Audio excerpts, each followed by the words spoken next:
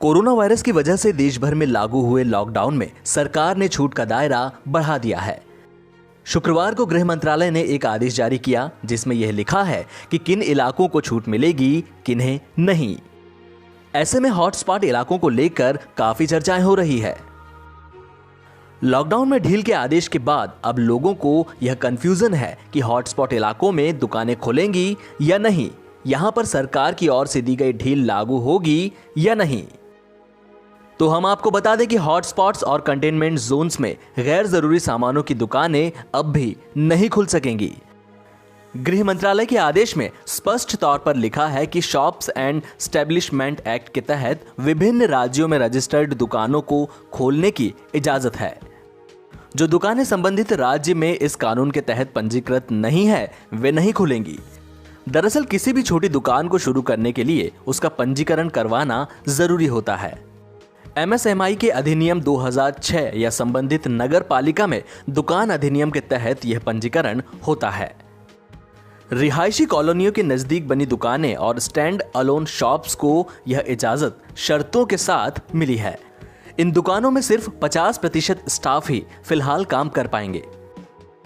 उन्हें मास्क लगाना अनिवार्य होगा, साथ में सोशल डिस्टेंसिंग के नियमों का पालन भी करना होगा।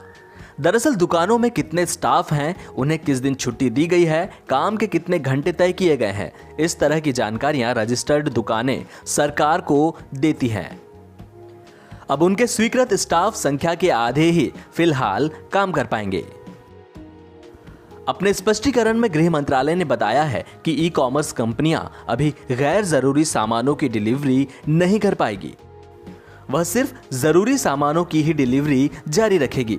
शराब और इस तरह की दूसरी चीजों की बिक्री पर भी रोक जारी रहेगी। केंद्र सरकार की तरफ से शुक्रवार रात को दुकानें खोले जाने के आदेश को लेकर देश भर के व्यापारियों में पैदा भ्रम को लेकर कैट के राष्ट्रीय महामंत्री प्रवीण खंडेलवाल ने स्थिति स्पष्ट की है। सरकार द्वारा कल देर रात जारी एक आदेश में सभी राज्य सरकारों से कहा गया है कि पूरे देश में सभी प्रकार की दुकानों को खोलने की अनुमति दी जा सकती है।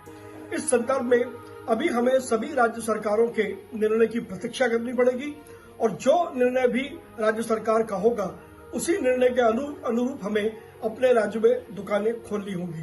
केंद्र सरकार ने अपने आदेश में स्पष्ट रूप से कहा है कि मार्केट कॉम्प्लेक्स में जो दुकानें हैं और या स्टैंड अलोन दुकानें हैं या रेजिडेंशियल कॉम्प्लेक्स में जो दुकानें हैं वो खोली जा सकती हैं, जबकि उसके साथ कर्मचारियों का जो प्रतिशत है वो 50% होना चाहिए।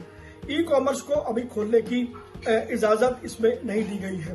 तो अभी हमें देश भर के व्यापारियों को उत्साह में नहीं आना है और अभी हमें इंतजार करनी है अपनी अपनी राज्य सरकारों द्वारा घोषित किए जाने वाले आदेश को और उसी के अनुरूप दुकानें खोली जाएंगी।